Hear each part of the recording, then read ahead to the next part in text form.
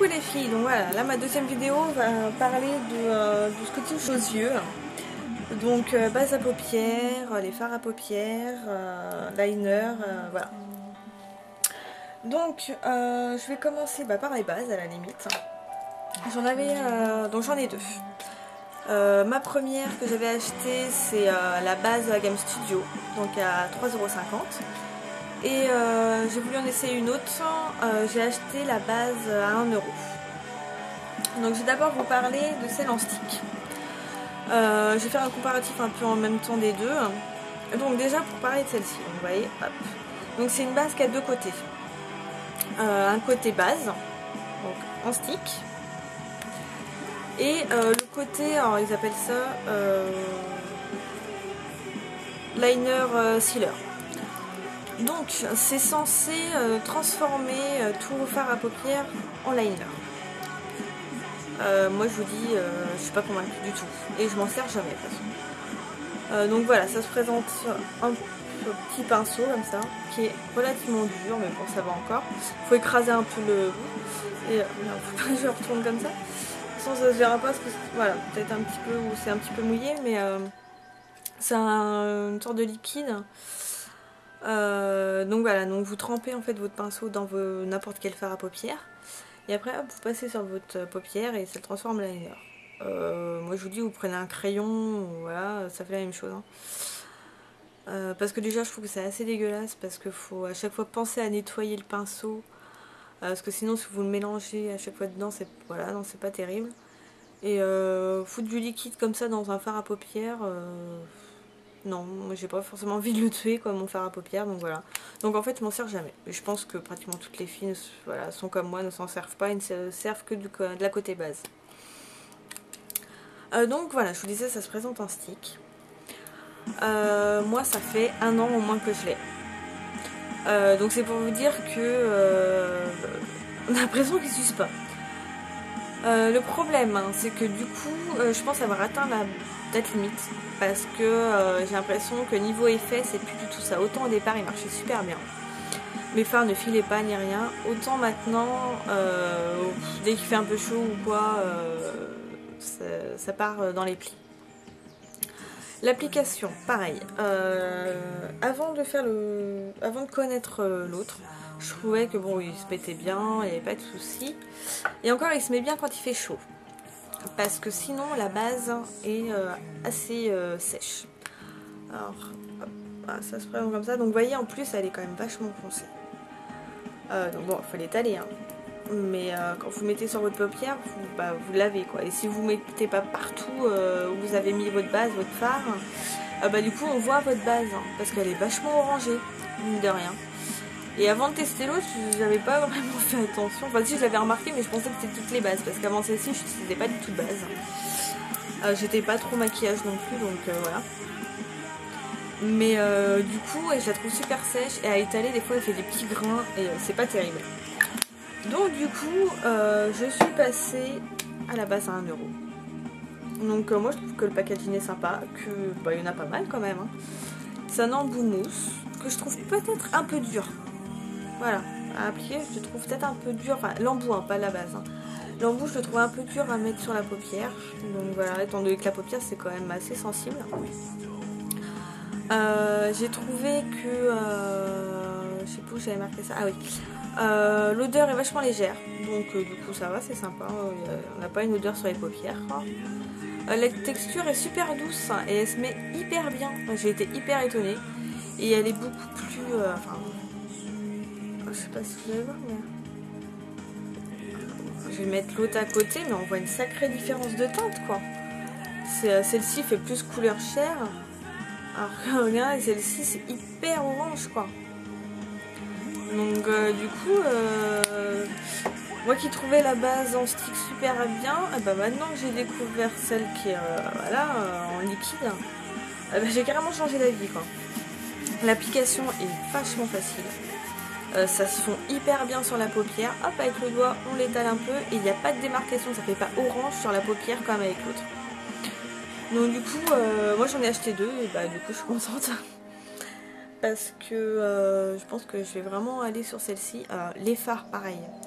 Avec l'autre, les phares attachaient vachement, donc je pensais que c'était un problème de phare. Qui n'était pas forcément de bonne qualité ou quoi, parce que j'achète pas des phares... Enfin j'achète de toute façon, mes phares sont de LF hein, ou de Fräulein. Donc c'est pas des phares super chers. Et donc voilà, je pensais que le problème venait des phares. Et en fait non, elle provient de la base, qui accrochait trop, qui collait.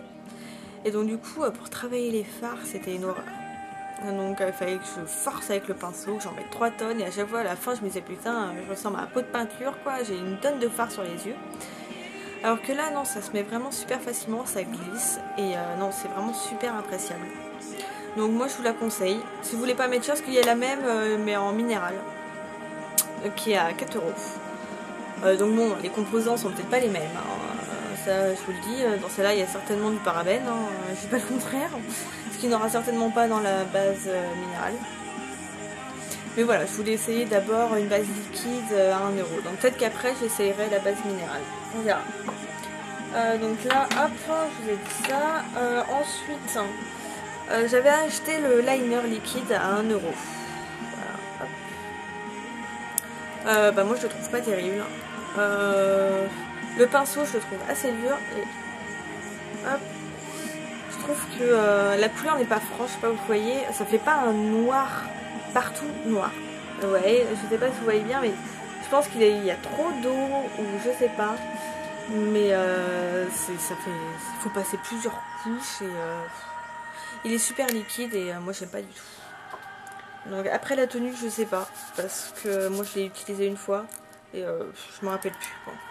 Mais de toute façon je suis pas convaincue donc même s'il tenait bien, vu que c'est pas un beau noir, je l'utilise pas du tout.